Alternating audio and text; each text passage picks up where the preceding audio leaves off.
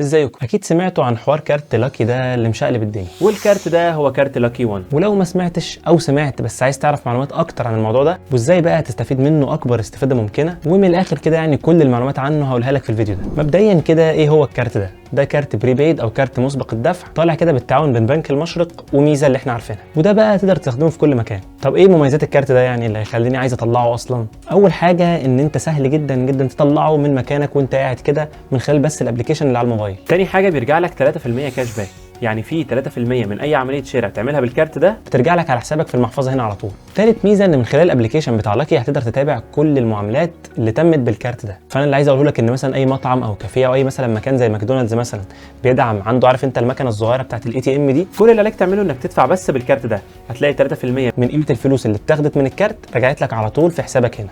طب الكاش باك او الفلوس اللي هترجع لي دي اقدر استخدمها في ايه؟ تقدر تستخدمها زي ما قلت لك في انك تشتري مثلا من المحلات اللي عندها ماكينه الفيزا، او تدفع فواتير، او تشحن رصيد من خلال الابلكيشن بتاع لاكي. وطبعا بقى كل عروض الكاش باك اللي بتنزل على ابلكيشن لاكي تقدر تستفيد بيها بالكارت ده. طب انا دلوقتي عاجبني الكارت ده وعايز اقدم عليه، اعمل ايه؟ ببساطه بتخش على الابلكيشن بتاع لاكي وبتخش عادي بالحساب بتاعك او الايميل والباسورد ايا كان اللي دخلت بيه، وببساطه اول ما تفتح اصلا الابلكيشن هتلاقي لاكي 1 كارت، او اعمل ابلاي او قدم طلب انك تحصل على الكارت. هتدوس على ابلاي او تقديم طلب، هيطلب منك انك تعمل ساين ان او تسجيل دخول. نعمل ساين ان، بتملى بقى البيانات بتاعتك، رقم الموبايل. طبعا انا ما ينفعش ادخل رقم موبايلي هنا تاني لان انا اوريدي عامل الكارت ده برقم موبايلي الشخصي، فمعيش رقم موبايل تاني. بس انت كل اللي هتعمله انك هتملى بياناتك، هتحط رقم موبايلك، هيطلب منك صوره البطاقه وش وظهر، تصورهم طبعا في مكان نظيف ما يكونش فيه ظل على البطاقه بحيث ما يرفضهاش. وبمجرد ما تملى كل البيانات هيقول لك بقى ان هو وافق خلاص على البيانات اللي انت قدمتها، يظهر لك كل الاماكن المتاحه اللي تقدر تطلع من خلالها الكارت. والاماكن دي هتلاقيها منتشره حواليك كتير، منهم او اشهرهم جمله ماركت او اللي كان فتح الله سابقا وده اللي انا طلعت من خلاله الكارت، او من خلال فروع خير زمان او راف ان او دريم 2000 او تيك مي. انت اصلا بعد ما بتملى بياناتك زي ما قلت لك بيظهر لك كل الفروع والاماكن